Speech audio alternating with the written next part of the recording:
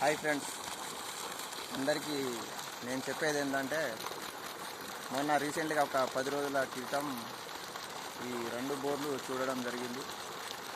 అప్పుడు ఇదంతా తిరిగాను, నేను ఈ ఫ్లాట్ మొత్తం తిరిగితే దాదాపు 3 ఎకరాల దాకా తిరిగితే మనకు ఒక పాయింట్ ఇక్కడ వచ్చాను. ఇక్కడ వస్తే రీసెంట్గా ఒక 10 రోజుల క్రితం బోర్ వేశారు. బోర్ వేస్తే ఎట్లా పడ్డాయో వాటర్ ఒకసారి చూడండి ఫ్రెండ్స్.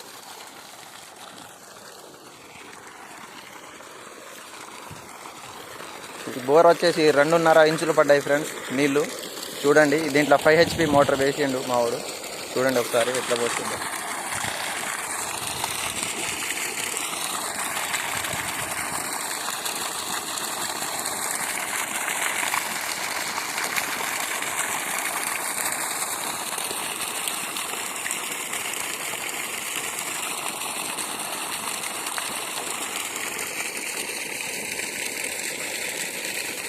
దీంట్లో పాత మోటార్ వేసిండు ఫ్రెండ్స్, బోర్లో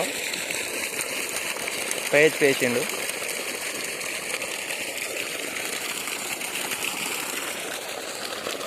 ఇదంతా ఇప్పుడు యాసింగ్ చేస్తుండు ఫ్రెండ్స్, దున్నిచ్చిండు ఆల్రెడీ. అక్కడ వైట్గా డబ్బా కలుపులు చూస్తుంది ఫ్రెండ్స్. అక్కడ కూడా ఇంకో బోరు, అది కూడా 2 ఇంచులు పడ్డాయి ఫ్రెండ్స్. 2 బోర్లు వేశారు, 2 సక్సెస్ అయినాయి. 2 మనమే చూసినాం. ఒకసారి రైతుతోటి మాట్లాడతా, ఒకసారి చూడండి ఫ్రెండ్స్. రైతు మాట్లాడతాడు.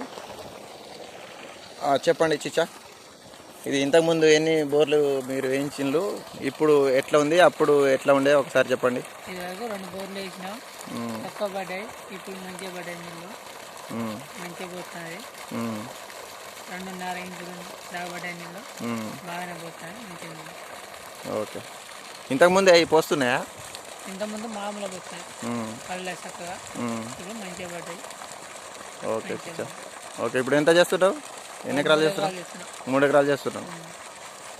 ఓకే ఫ్రెండ్స్, ఇది ఫ్రెండ్స్ మనం చూస్తే ఇట్లా ఉంటుంది.